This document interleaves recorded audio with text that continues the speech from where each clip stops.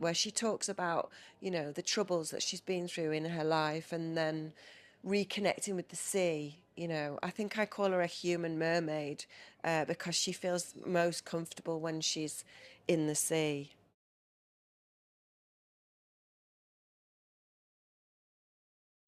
Welcome back to Kendal Mountain Festival. I'm really excited to be here with Rebecca Mark-Lawson, who's here to tell us a little bit more about the film Plunge. So, Rebecca, welcome. How has your festival been so far? Yes, it's been brilliant. I joined the film summit on Friday and we did a very lengthy and in-depth talk about keeping people safe while you're making documentaries. So I did that on Friday with Don Bush.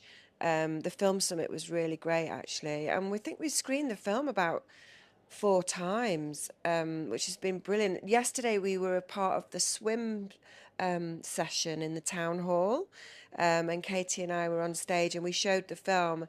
And honestly, when you show the film with an audience that loves swimming and understand the benefits of cold water swimming and sea swimming and all the outdoorsy types, you can just feel the atmosphere and them connecting with the film, and it's really lovely. Yeah, so tell us a little bit about Plunge because I haven't seen the film yet. I'm really excited to. We spoke a little bit off camera before and it sounds phenomenal, but for the benefit of everyone at home, tell us what Plunge is about. Yeah, so Plunge is about Katie, who lives in Seaham in the northeast.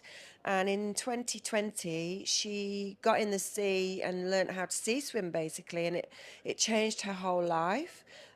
She was at a very low point in her life, and it gave her a kind of community, but also she suffers with a lot of health issues. And she feels like when she gets in the cold waters, especially up in Seaham, that it really helps with her physical disabilities.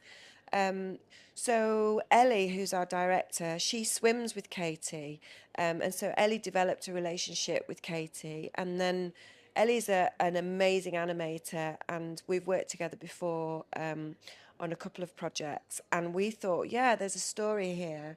But we wanted to mix animation and live action because we'd done that previously, and it's quite emotive.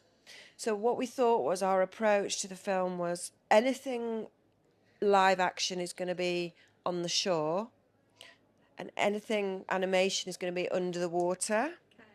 So we had that kind of rule, and then once we go into the water, it's all in animation. We create this kind of underwater world that's part of basically a reflection of Katie's inner self, where she talks about, the troubles that she's been through in her life and then reconnecting with the sea. I think I call her a human mermaid because she feels most comfortable when she's in the sea. It's really interesting to me. I actually work, as well as being a journalist, I work part time as an open water swimming coach. And just seeing how powerful water and cold water can be on people that on land are really finding things tough. And it's almost instant. And I love the fact that you've managed to try and kind of translate that through a film where once someone enters the water, it's an animated world. And that's so powerful. Yeah, because it really does change your senses, doesn't it? And your sense of yourself as well. When you're immersed in that water and it's cold, all you can think about is swimming or getting out or being with other people. And I think the glow that everyone gets afterwards and the community, the sense of community, we talk a lot about that in the film. Um, the fact that these people support each other. And in Siam, it's such a lovely community as well, and everyone gets out and has a cup of tea. They'll have parties in the water. I mean, they're crazy. I can't get in the water in February, but Katie's birthday is in February and they go in for a swim. Yeah. That must be very cold. I'm going to say the sea in the north in February because February is the coldest month in open water, Yeah. right? So, Yeah, yeah. When we shot the film, obviously the whole crew had to go into the water. We shot it in September, which is hopefully the warmest month, and even that was tough. It was tough shooting. yeah. So, what were the challenges around the making of this film then? Because you had quite a lot to consider by the sounds of it. Yeah, working with Ellie, we we had a very clear process. So Ellie likes to record a voiceover first, and then once we have a sense of that voiceover and we start cutting, we cut the voiceover and then we start doing the artwork to that voiceover, and we develop the character and the movement and the different worlds that the character's going to swim through. The transition between the live action and the animation is quite tricky, and that was always a kind of bit of a tough one. We did that at the end. The other big challenge with this is obviously animation is very expensive and takes a long time, and you have to have a big team of people. But luckily, the BFI saw our vision and kind of saw how important, getting this kind of, it's a diverse community on screen in this way, in a very creative way, and they backed us completely. So it's fully funded by the BFI. One of the biggest challenges, to be honest, is doing an animated documentary. Animated drama, you have a bit of control, but animated documentary, you make animation in a very controlled space. You do animatics, you don't make any mistakes, and you have to use everything that you make. Documentary is totally different to that. You have to try things out and you have to make mistakes before you actually settle on the way that you're going to tell the story. So the two don't always go together that well. Can be quite nerve-wracking. So, Rebecca, now we've seen the film here at Kendal Mountain Festival, what are your hopes for it? Because I did hear that you won an award, our awards last night, and actually we've got it here to give to you. Yes, fantastic. Thank you very much. This is amazing. This is for, Katie and Ellie and the whole team. So thank you very much. I know Kathleen's very proud, and everybody was congratulating her in the hotel this morning at breakfast. So we're just very honoured to screen the film here, and really pleased that it's connected with your audiences. What are you hoping for the film once it really kind of goes out from the festival into the world? So we feel like the film is a piece, it's an inspiration, really. We want to inspire other people who might be going through difficulties like Katie to maybe join a group or get in the water or do something that makes them feel good and be part of a community. We're actually making an immersive piece out of the film as well, so which is going to go into UK libraries across the UK, and make it into more of a kind of wellness thing.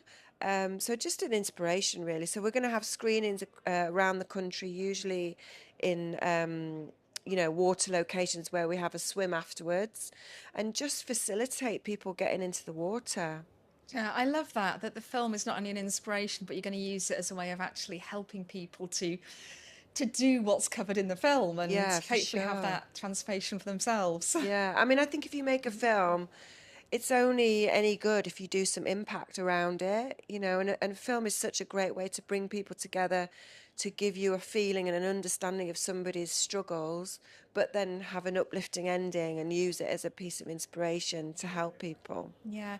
I mean, obviously, we've got our mountain player, so people can watch the film through Kendal Mountain Festival as well. But how can they find out more about you and your work and the screenings that you're doing? Yeah, I mean, we're called Tyke Films. We've got Instagram. We're on all the socials. We've got a website.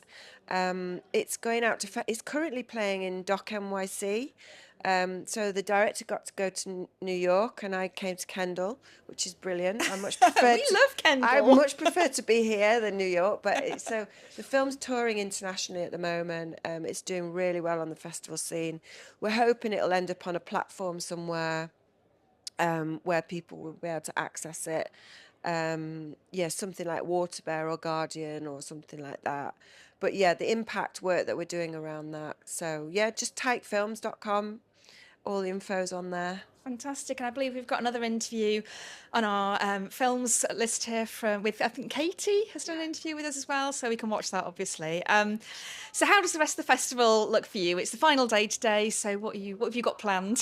I mean, we're just gathering everyone up and trying to get everyone home. So hoping Storm Bert doesn't come back. But I mean, we've been here since Friday. It's been such a ride. I've never been to this festival before. The films here are incredible. I mean, so inspiring, and just seeing everybody so into everything that they're doing here is really great. Yeah. Yeah, it's been fabulous. And we've been so glad to have you and to obviously see your amazing films. So thank you very much, Rebecca. And it's been great to have you. Thank you.